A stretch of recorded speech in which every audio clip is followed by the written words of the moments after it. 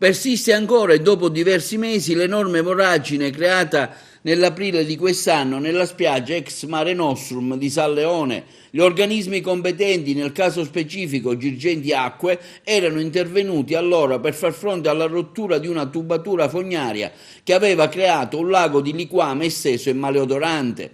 Dal mese di aprile, una volta riparato il danno, non è stato possibile effettuare alcun lavoro per ridare ai cittadini il naturale manto sabbioso e la naturalezza della spiaggia, poiché alcuni esami chimici furono necessari per escludere la presenza di residui dannosi provenienti dal liquame stagnante. Oggi tali esami pare siano già in possesso delle autorità competenti e che tutto sarebbe pronto per il ripristino del manto sabbioso, ma persistono i disservizi. Non risulta ancora concessa dal demanio l'autorizzazione affinché le ruspe e i trattori possano avere accesso alla spiaggia e ripristinare così la voragine divenuta oramai una vasta area arborizzata e floreale creata dalla natura, come si vede dalle immagini.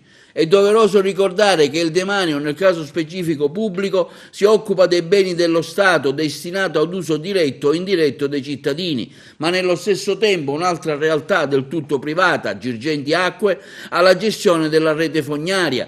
Si crea quindi un labirinto amministrativo dove convergono enti e strutture il cui coordinamento risulta sempre più complicato. La segnalazione pervenutaci in redazione mirava a segnalare l'esigenza dei cittadini di avere la propria spiaggia, tra l'altro frequentatissima, e di abolire il perenne cantiere creatosi ed abbandonato a se stesso dall'aprile scorso.